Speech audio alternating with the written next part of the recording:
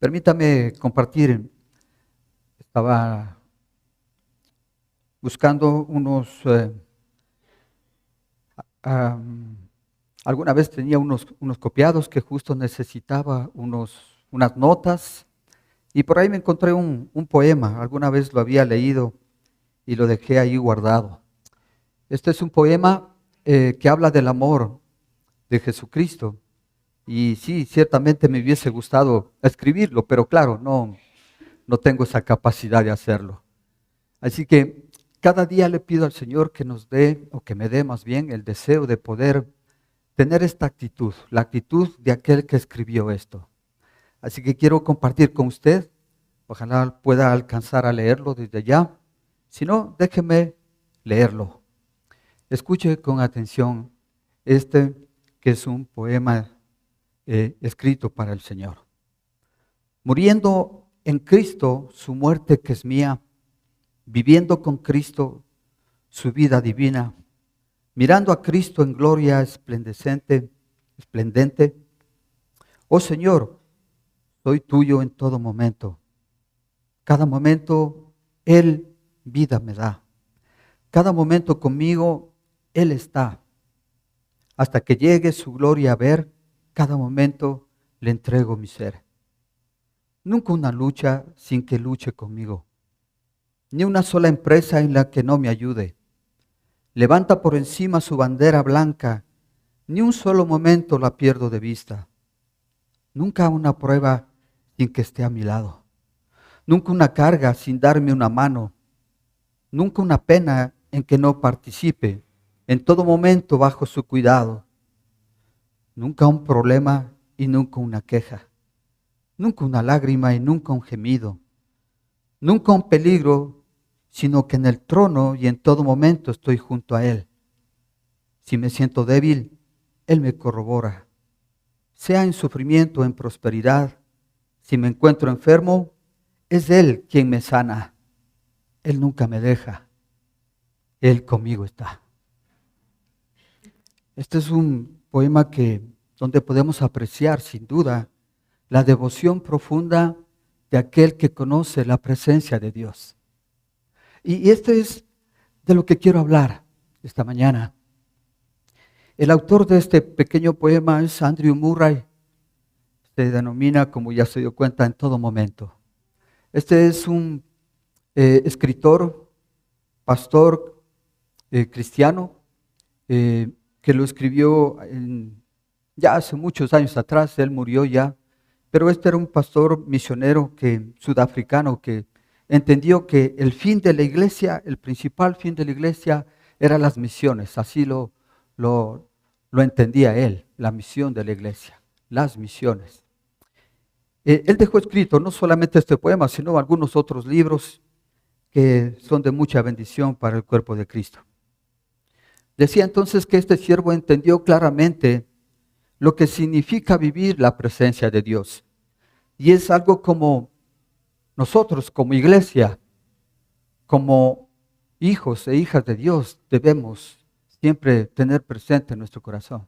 Yo no sé cómo vino esta mañana, pero usted trajo la presencia de Dios. Usted debe traer la presencia de Dios.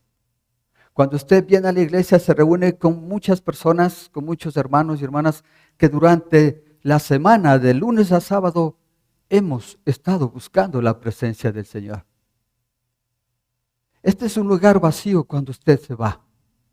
Cuando todos nos vamos, esto queda vacío. Acá no hay nada. Usted entra al templo y en su corazón trae la presencia del Señor.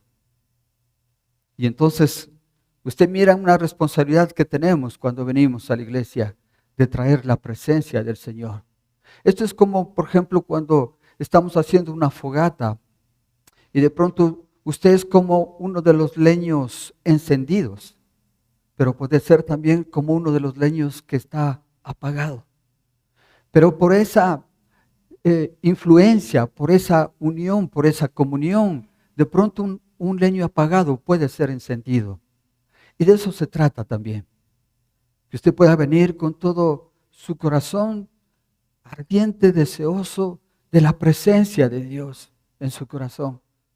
Que usted pueda anhelar que el Señor habite en usted en todo momento, pero hermanos, no solo el domingo, sino cada instante de su vida. Usted acaba de cantarlo. Anhelamos la presencia, la santidad de Dios. Todo el tiempo, no solo un momento. No solo un momento de nuestra semana, sino todos los días de nuestra vida. En las semanas anteriores hemos estado hablando de una dirección directa de parte del Señor. Y la semana anterior fue importante que el Señor nos haga conocer cómo Él pide una ofrenda al pueblo de Dios de una forma generosa, de una forma abierta, pero esa es una ofrenda que también podemos nosotros entender, podemos hacerlo. Eso nos enseñó en la semana anterior. Ahora, si usted me acompaña en el capítulo 24 todavía de Éxodo, los versículos del 8 al 9, por favor, si usted me acompaña. El Éxodo, capítulo 25, versículos 8 y 9. ¿Está conmigo? Muy bien. Dice, después que pidió la ofrenda, el Señor dice, después me harán un santuario para que yo habite entre ustedes. El santuario y todo su mobiliario debe ser una réplica exacta del modelo que yo te mostraré. Y entonces el Señor ha dado direcciones claras de lo que necesitamos hacer. Bueno, de lo que el pueblo tenía que hacer, porque les estaba dando una instrucción. Y entonces ahí usted puede ver una imagen de lo que más o menos representa el templo, el tabernáculo, de lo que el Señor Dios, en este caso Dios, estaba instruyendo directamente a Moisés. Le dice en el versículo 8 que hagan un santuario para que yo habite entre ustedes. ¿Cuál es el objetivo de hacer un templo? Que Él habite entre ustedes, que Él esté con ustedes. Mire, tenga claro estos conceptos que le voy a mostrar.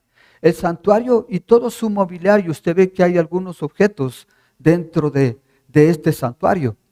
Cada objeto tiene una representación y representaba algo, simbolizaba algo, significaba algo. Estaban ahí porque era una dirección clara de parte de Dios.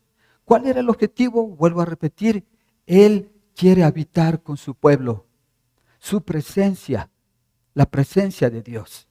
Entonces les dio una instrucción de hacer un templo, como usted ve ahí, un templo movible, desarmable. Era una carpa prácticamente.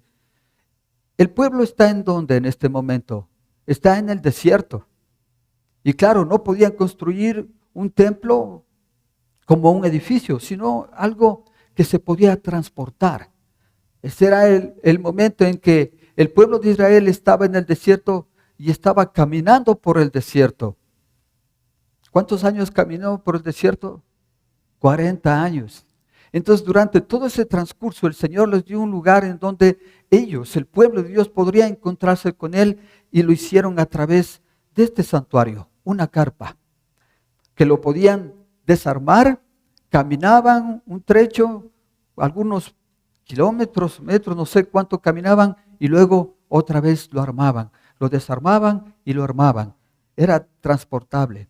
Y había algunos objetos, decía, dentro de este templo. Uno principal es el que usted puede ver al fondo de este templo.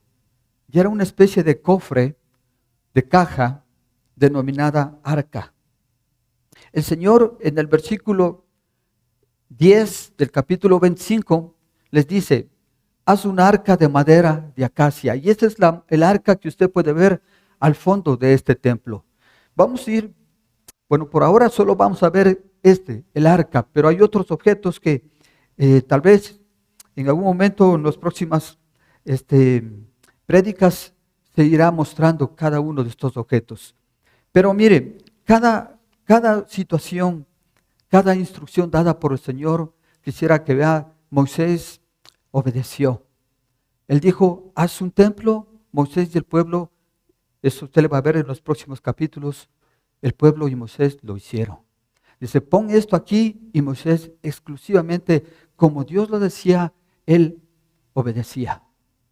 Ese es un poco en principio lo que nos muestra en este momento, cuando el Señor instruye algunas cosas para que se haga, con el fin de él estar lo más próximo, lo más junto con su pueblo. Entonces han construido, o bueno, van a construir un templo, más o menos, y va a quedar así, con cada elemento que él va a decir que deben poner, y principalmente, como digo, el arca. Y vamos al versículo, por favor, al versículo 22. Saltemos el capítulo 25 al versículo 22. Capítulo 25, versículo 22. Dice, yo me reuniré allí contigo, en medio de los dos querubines que están sobre el arca del pacto.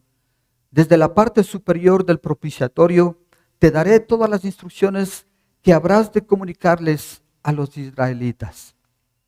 Hubo un lugar, y hay un lugar en donde el Señor dice, se encontrará con su pueblo. Y dijo él, allí me encontraré contigo. Una especie de promesa, de compromiso, de pacto que hace Dios con Moisés y a través de Moisés con su pueblo.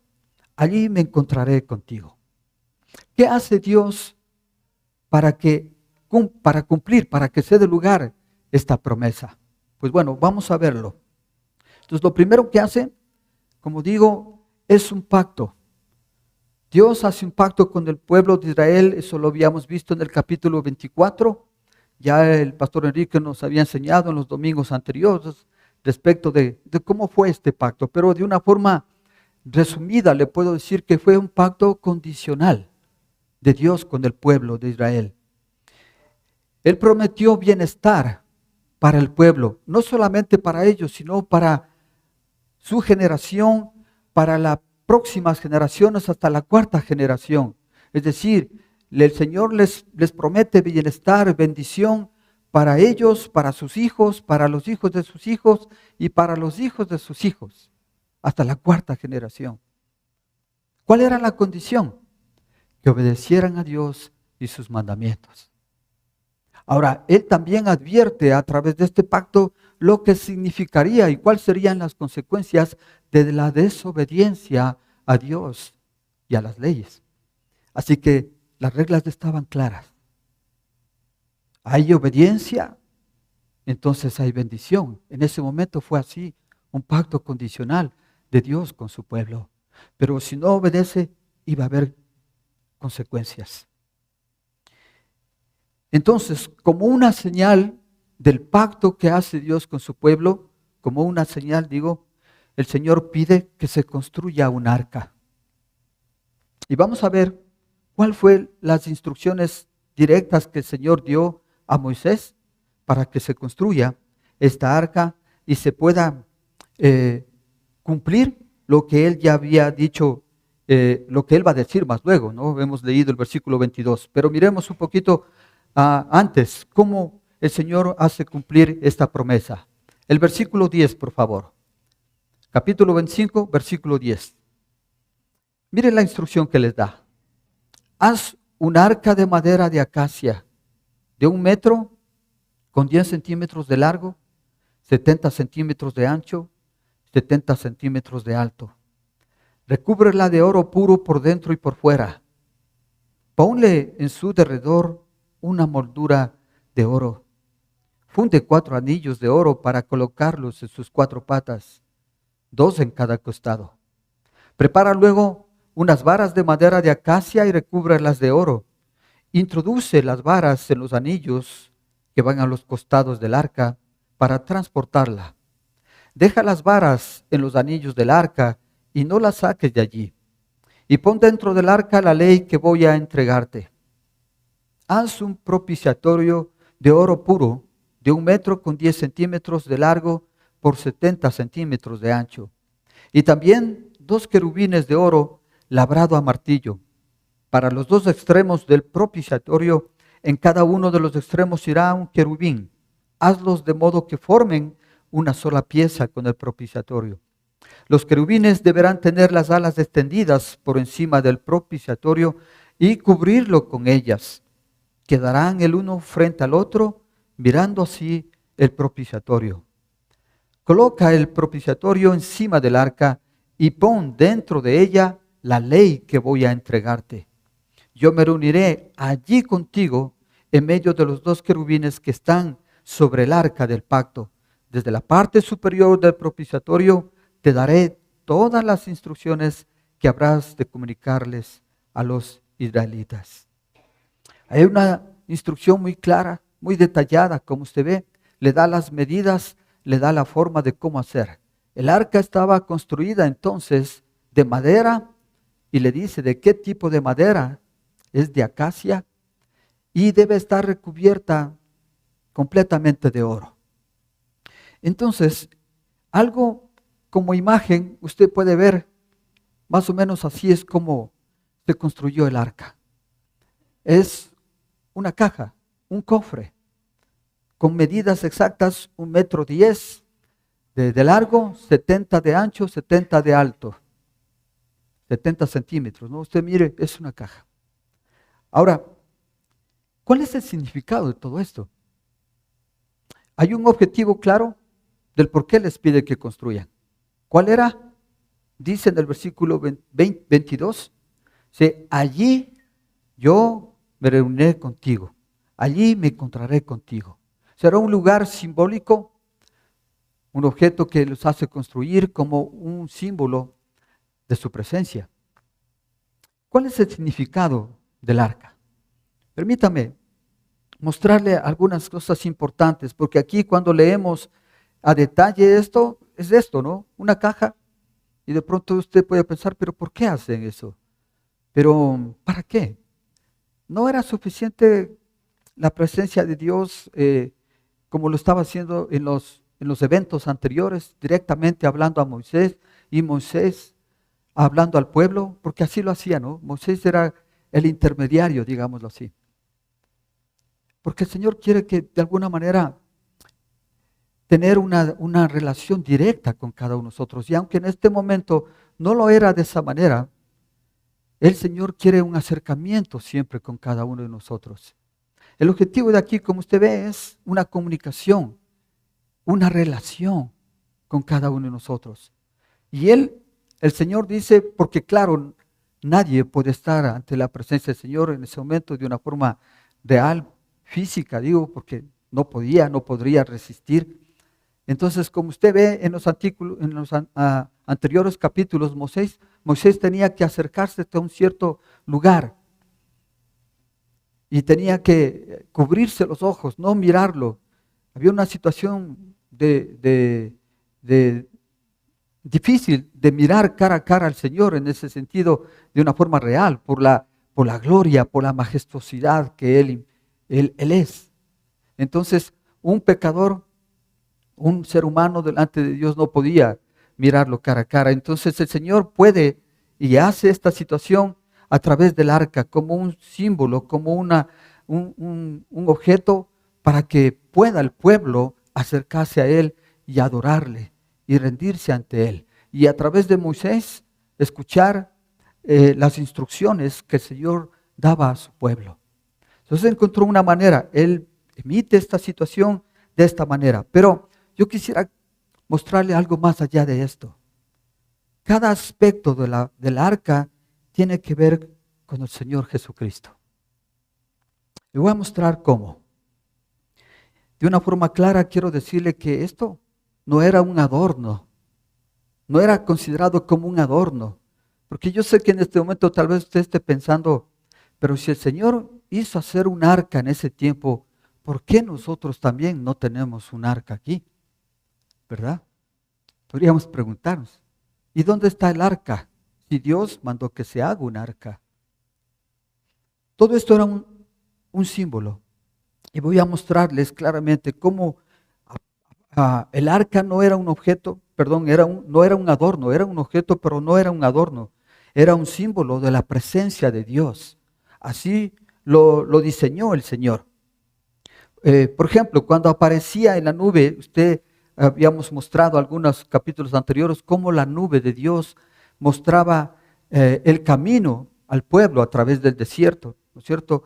La nube se aparecía sobre el arca y sobre el campamento de Israel e indicaba que Jehová más bien estaba con el pueblo y que contaba con su bendición. Será una forma de dirección, de instrucción. Cuando caminaban por el desierto, los levitas, que era el grupo designado para transportar el arca, porque no todos podían acercarse, no podían tocarla, era sagrada ciertamente. Entonces solo el grupo de levitas llevaba el arca cuando tenían que ya caminar, cuando tenían que transportar. El arca iba adelante y el pueblo iba atrás. Mostraba la dirección, mostraba el camino por donde ir. Entonces decía yo que cada aspecto del arca apunta a Jesús. Usted ve una caja, a simple vista usted dice, es una caja de oro. Pero usted sabe por la instrucción que esta caja era primero de madera. Es decir, esta es una caja de madera, pero también es una caja de oro. Una caja de oro, pero que también es de madera, ¿verdad?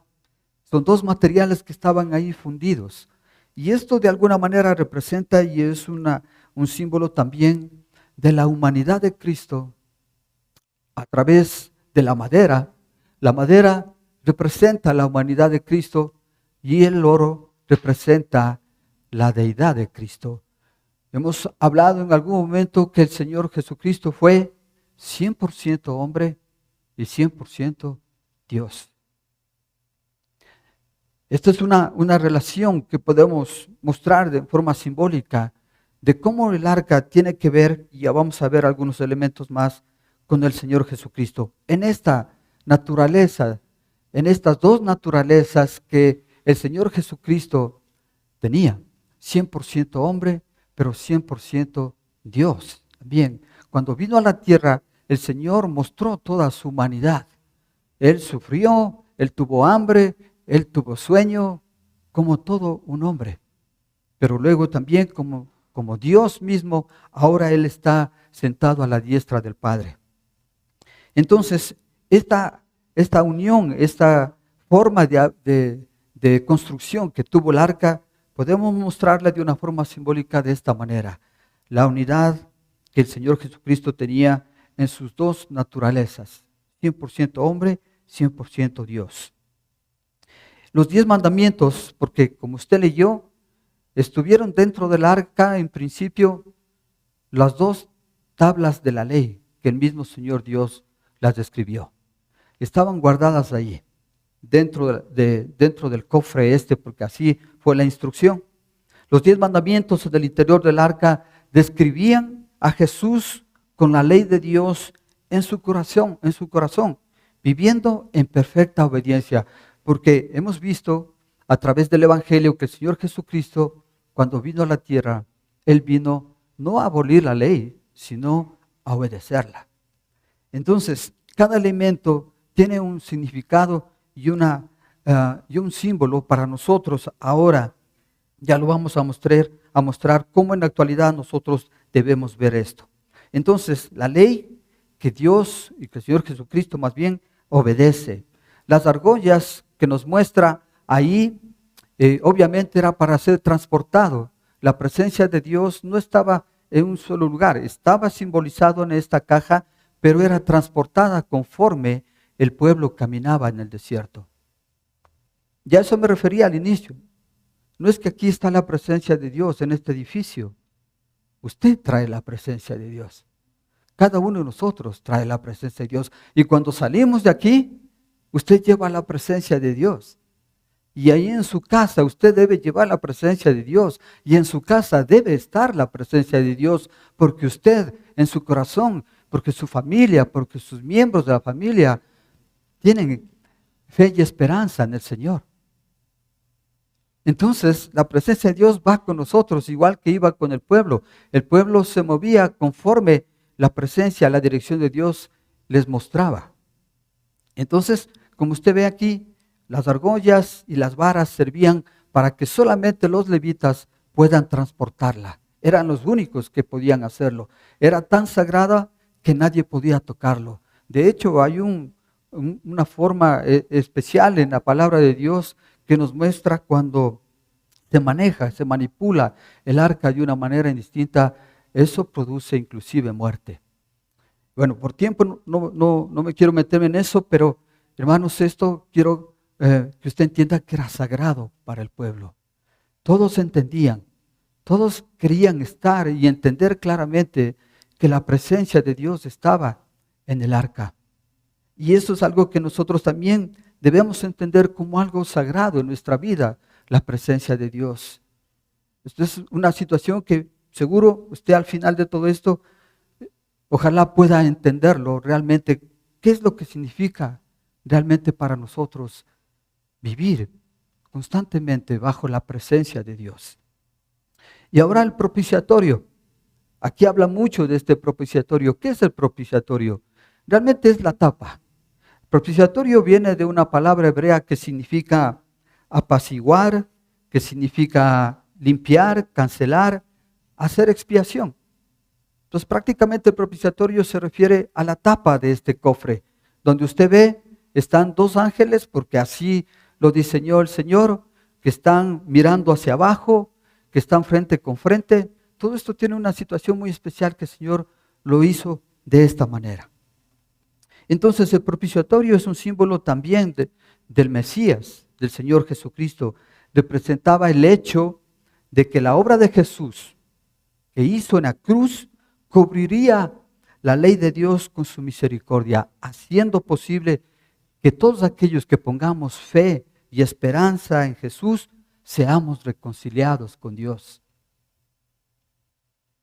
Es una ilustración de cómo el trono divino se transformó de un trono de juicio que era en su momento, se transformó en un trono de gracia por la sangre expiatoria que fue rociada sobre él. Bueno, le quiero explicar un poquito más esta situación. El propiciatorio, como usted ve, tiene dos ángeles mirándose uno al frente del otro.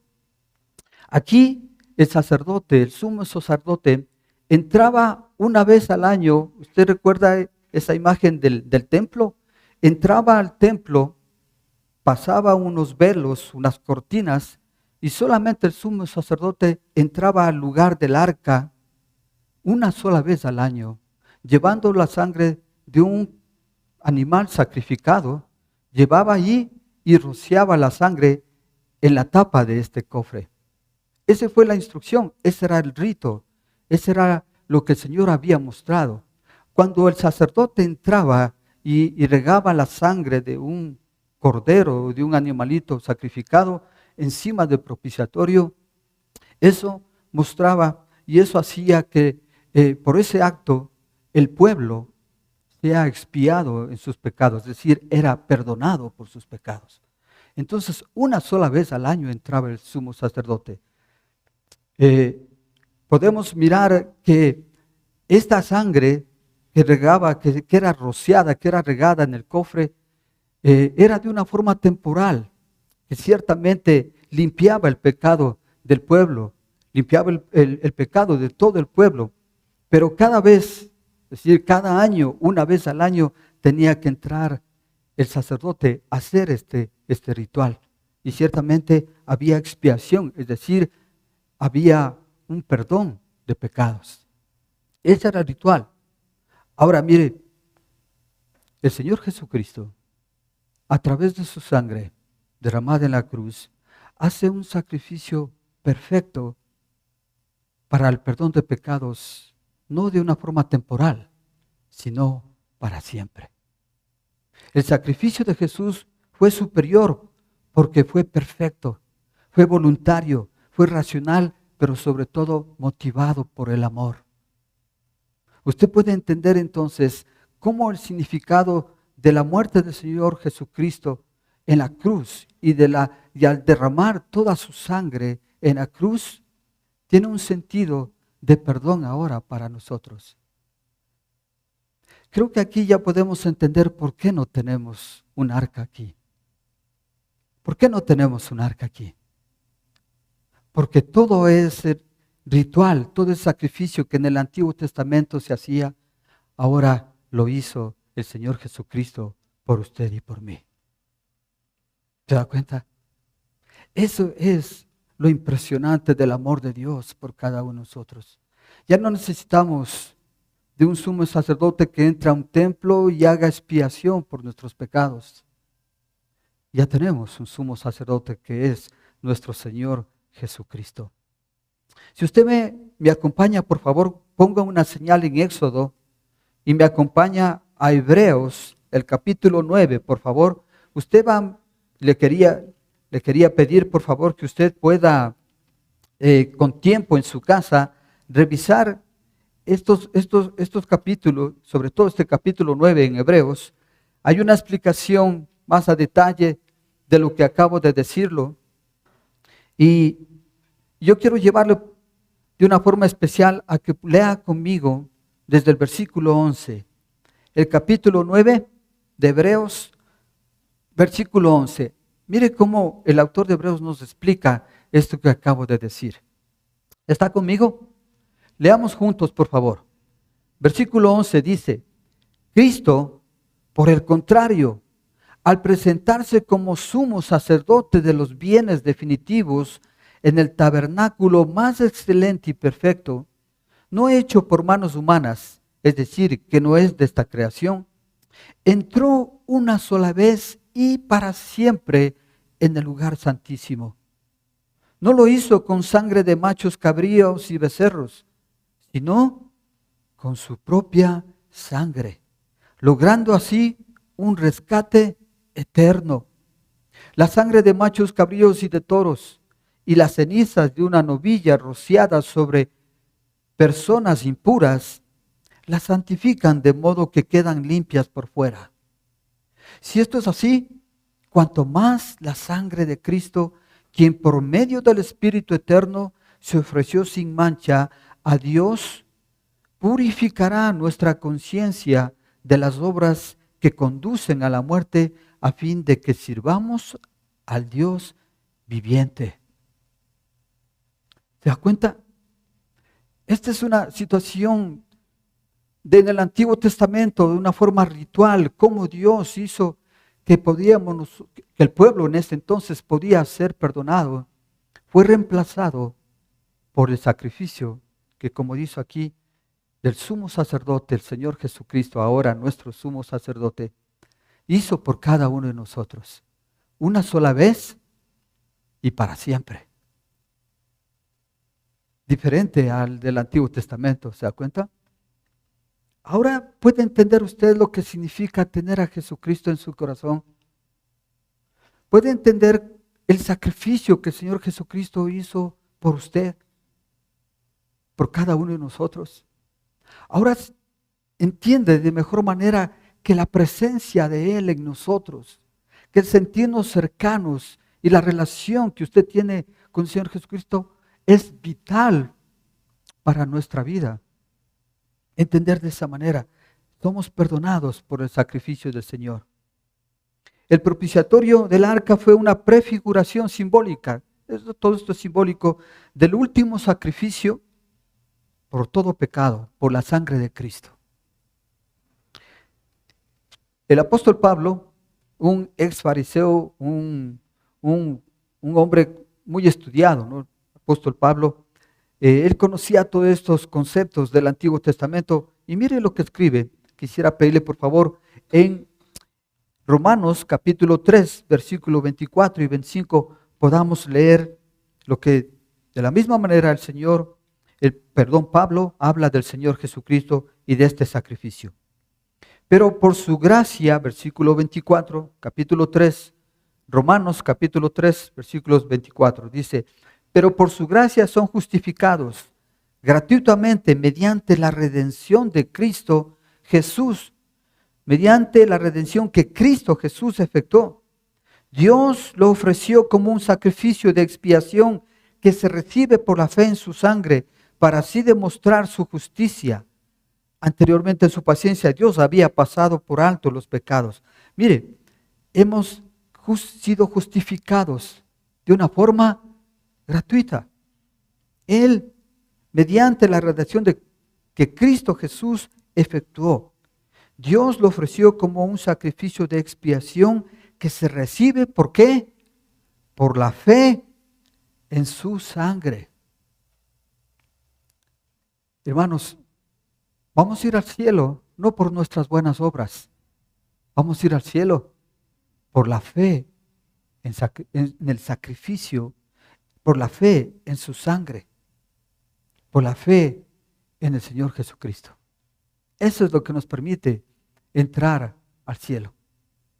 Entonces, tal y como hubo solamente un lugar de expiación de los pecados en el Antiguo Testamento, que era el propiciatorio, que era el arca, ahora, ¿dónde vamos a expiar nuestros pecados? Hay un lugar también, y es en la cruz de Cristo. Ese es el lugar donde nosotros ahora perdonamos. Entonces, como les decía, hermanos, como cristianos, ya no miramos el arca. Ya no tenemos un arca acá. Ya no necesitamos tener un arca. ¿Por qué? Porque el Señor Jesucristo es la propiciación, es la expiación por nuestros pecados, porque de otra manera Él es nuestra arca. Él es el arca ahora. Él es la presencia de Dios en nosotros. Y algo más, permítame mostrar dentro del significado del arca. Mateo 27, versículos 50 y 51. Déjeme leerlo. Dice, entonces Jesús volvió a gritar con fuerza. Este es el momento cuando el Señor muere. Jesús volvió a gritar con fuerza y entregó su espíritu. En este momento la cortina del santuario del templo se rasgó en dos. De arriba abajo la tierra tembló, se partieron las rocas. Yo le había dicho y habíamos visto que en el templo habían algunas cortinas, sobre todo una cortina, un velo que separaba del lugar donde está el arca, denominado el lugar santísimo. Y solo el sumo sacerdote podía ingresar ahí. Pero cuando muere el Señor Jesucristo, ¿qué pasa? Este velo se rasga, se rompe. Ya no existe ningún velo. El hecho de que el velo se haya rasgado dramáticamente en el momento de la muerte del Señor Jesucristo simboliza que su sacrificio, escuche esto hermano, su sacrificio, el derramamiento de su propia sangre fue una expiación suficiente por los pecados y para siempre.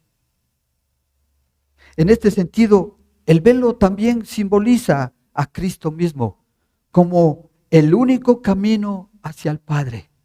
En Juan 14, 16 dice, yo soy el camino, la verdad y la vida. Él es el camino para llegar a Dios. Ya no hay velo. Esto está simbolizado en el hecho de que el sumo sacerdote, como le decía, tenía que entrar al lugar santísimo a través del velo. Tenía que pasar el velo y entrar al lugar santísimo. Ahora, Cristo, nuestro mayor y supremo sumo sacerdote, es el que hace esa función. Y nosotros como creyentes tenemos fe en esa obra terminada, en esa obra realizada. Entonces nosotros participamos ahora de su mejor sacerdocio. Nosotros podemos estar ahora en el lugar santísimo por Él. Usted ve que todo un ritual en el Antiguo Testamento imposible para el pueblo entrar. Era solo el sumo sacerdote que entraba. Ahora, a través del Señor Jesucristo, usted es capaz de entrar en el reino de los cielos. ¿Cómo? A través del Señor Jesucristo. A través de la fe en su sacrificio. Hebreos 10, versículos 19 al 25, dice, así que hermanos, mediante la sangre de Jesús, tenemos plena libertad para entrar en el lugar santísimo. Escuche esto. Mediante la sangre de Jesús, tenemos plena libertad para entrar en el lugar santísimo. Por el camino nuevo y vivo que Él nos ha abierto a través de la cortina, es decir, a través de su cuerpo. Ya no hay cortina, ya no hay velo. Usted puede entrar directamente al trono de Dios. Y si usted está en Hebreos, quiero pedirle que por favor leamos juntos en Hebreos capítulo 4, versículos 14 al 16. Lea conmigo, ¿está conmigo? ¿Sí me está siguiendo? Hebreos 4, Versículos 14 al 16. Lea conmigo esto. Por lo tanto, ya que en Jesús, el Hijo de Dios, tenemos un gran sumo sacerdote que ha atravesado los cielos, aferrémonos a la fe que profesamos, porque no tenemos un sumo sacerdote incapaz de compadecerse de nuestras debilidades, sino uno que ha sido tentado en todo de la misma manera que nosotros, aunque sin pecado. Así que acerquémonos confiadamente al trono de la gracia para recibir misericordia y hallar la gracia que nos ayude en el momento que más necesitamos. ¿Se da cuenta de esto, hermano? ¿Qué momentos usted más ha necesitado de ayuda? ¿En este momento está viviendo alguna aflicción, alguna preocupación, algo que le aqueja? ¿Qué debemos hacer? ¿Qué hacemos?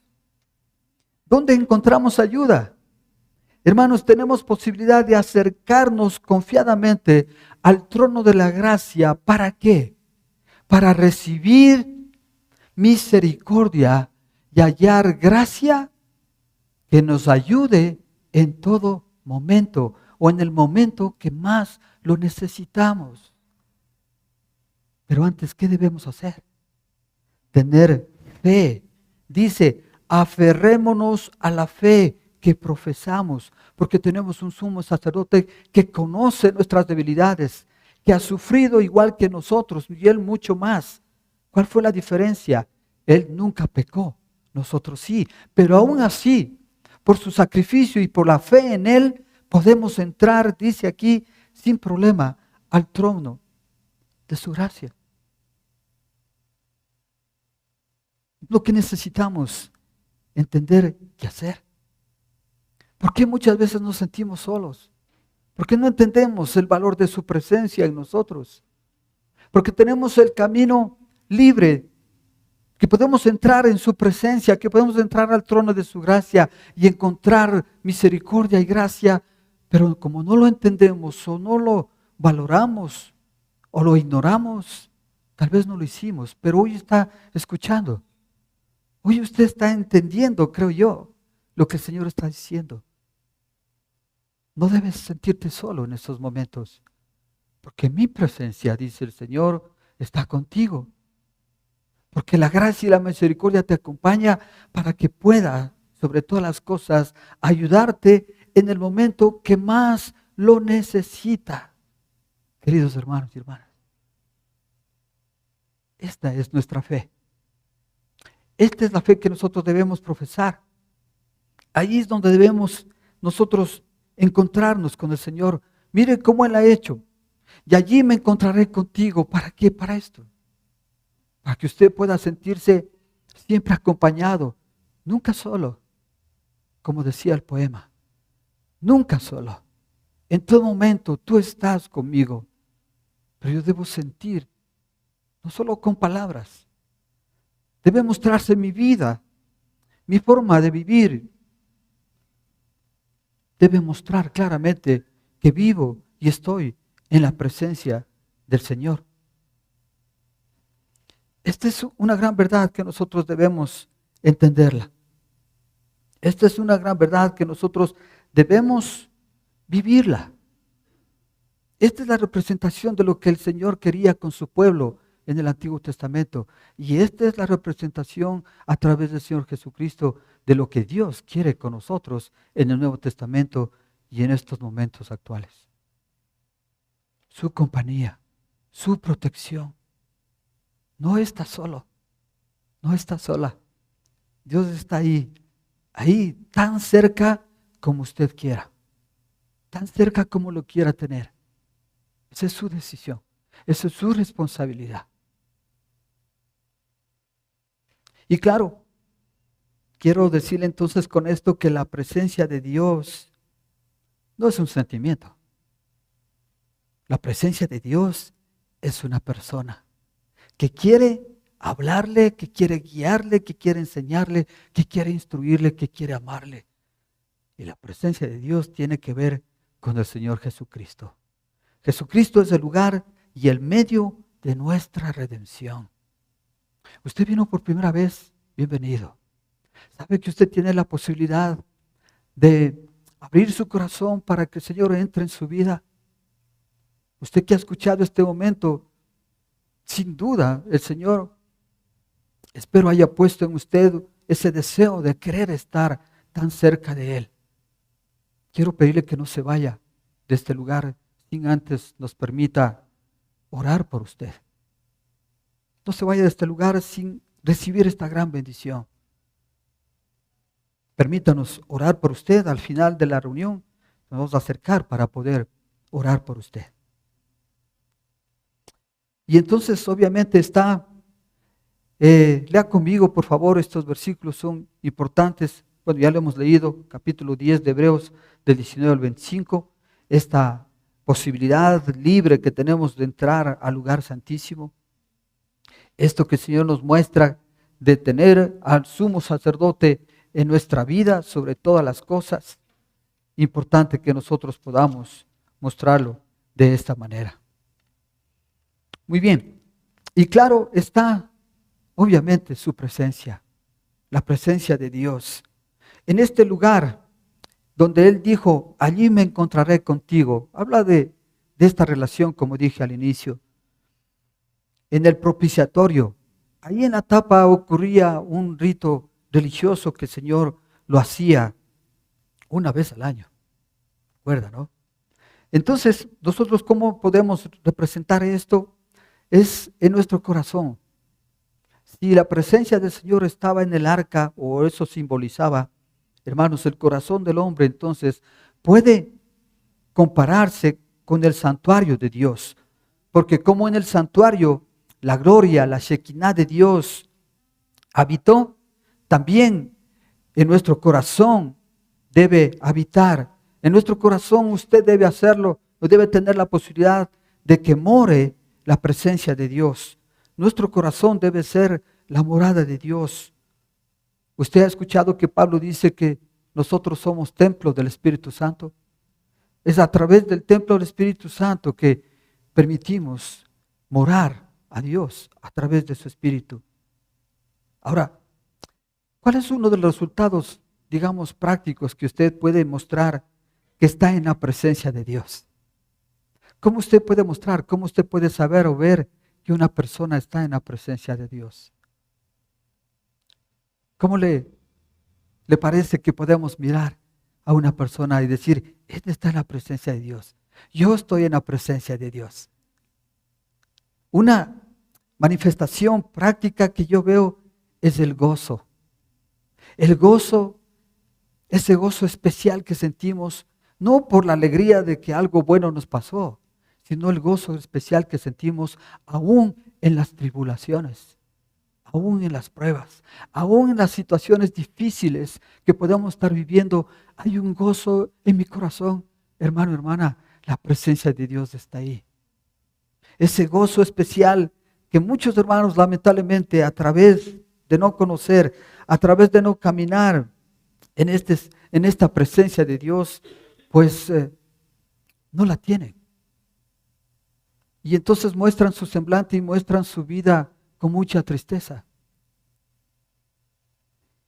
Desanimados, desilusionados por la vida, por las circunstancias. La comunión es dulce para aquellos que caminan con el Señor en fe y en obediencia. Pero la dulce comunión que viene como resultado de la obediencia y la fe no es una confianza o no es un sentimiento pasajero de domingo a domingo. No, hermanos. Esta es una confianza y una fe en todo momento, en toda circunstancia. Como esta fe del salmista que nos dice en Salmos 16:11, me mostrarás la senda de la vida. En tu presencia hay plenitud de gozo, delicias a tu diestra para siempre. Esa es la muestra de la presencia de Dios en su vida, en la vida de cada uno de nosotros. Hermanos, entonces el arca El pacto, el arca del pacto, que así también se conoce, era un símbolo. ¿Y qué es un símbolo? Un símbolo es un objeto material que representa algo que es inmaterial. El símbolo es un vehículo que comunica una verdad, una realidad. El arca del pacto era un símbolo de la presencia de Dios. Era esa presencia que les garantizaba el éxito, la paz, la bendición, las victorias a Israel como nación. ¿Sabe? La arca era llevada cuando iban a las guerras y tenían victorias. El pueblo equivocó después. Bueno, ya lo va a ver usted más adelante. El arca era una representación de Dios y su relación con Israel, tanto en el plano material como en el plano espiritual.